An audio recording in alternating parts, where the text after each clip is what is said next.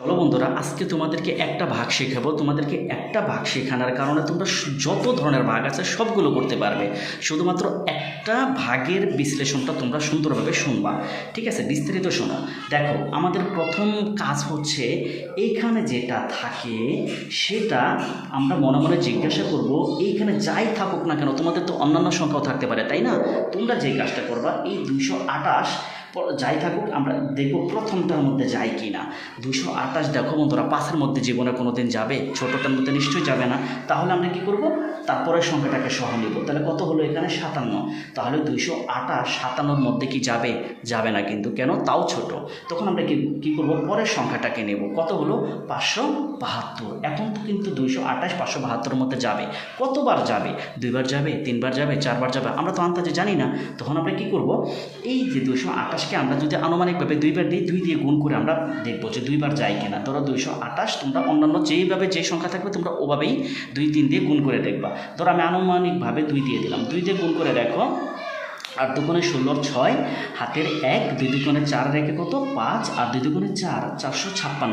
দেখো এতবার গেল। এখন কথা হলো 228 আবার 3-এর মধ্যে যায় কিনা। মানে ভাগের মেন কাজ হচ্ছে তুমি এর ভিতরে যখন দিবা, অর্থাৎ 572 পর্যন্ত তুমি নিলা, 572 হয় সমান সমান মিলতে হবে, না হয়তো কম থাকতে হবে, উপরে যাওয়া যাবে না। তাহলে দেখো আমি 3বার দিলাম, 3 দিলে কত আসতেছে? 3 8 24-এর 4, হাতে থাকে 2, 3 দুগুণে 6, আর হচ্ছে কত? 2, 3 দুগুণে 6 আর 2 কত? 8, আর হলো 3 দুগুণে 6, তাহলে কত হলো? 684। তাহলে দেখো এখানে আছে আমার 572 পর্যন্ত আমি নিয়েছি। তাহলে 572-এর মধ্যে কি অনেক বেশি হয়ে গেল না?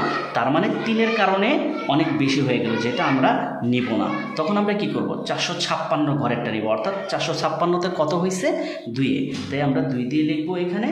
আমি এটা মুছে দিলাম, বোঝানোর জন্য লিখছিলাম। কত আসলো? 456 লিখলাম। এখন আমরা কী করবো, বাদ দিব, অর্থাৎ বিয়োগ করবো। 6 আছে, কত হলে 12 হবে?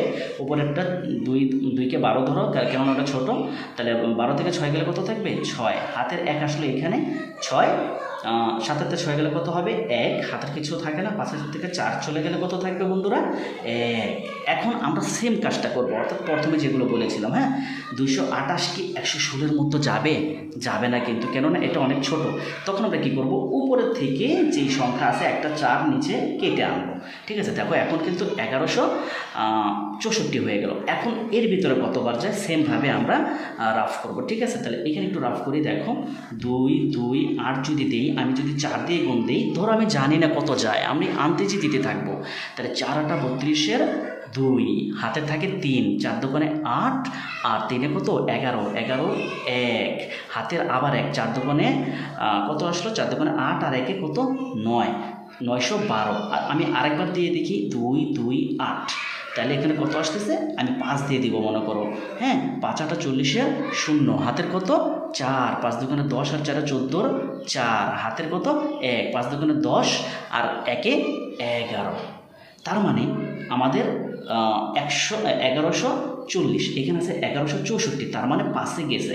এখন বোঝাই যাচ্ছে 64 থেকে 40 পর্যন্ত খুব একটা ডিফারেন্স না। আমি যদি 6বার দিই অনেক বেশি হয়ে যাবে, এই জন্য আমি কত দেবো? 5। 5-এ আমার এইটা সঠিক হয়ে গেল 1140। তার মানে আমি এখানে দিলাম 1100, কত বন্ধুরা? 1140। তখন আবার এটাকে বিয়োগ করো, কত আসবে? 4 4 আছে, কত হলে? 6 হবে। 2 হলে হাতের কিছু থাকে না, 2 হলে হাতের কিছু থাকে না, 1 1 মিলে গেলো, 1 1 মিলে গেলো। এটা এই পাশে দিতে হয় না, 0 এই পাশে দিতে হয় না। ঠিক আছে? আচ্ছা 24। আবার আমরা জিজ্ঞাসা করবো, 2 কি 228 কি 24-এর মধ্যে যায় না?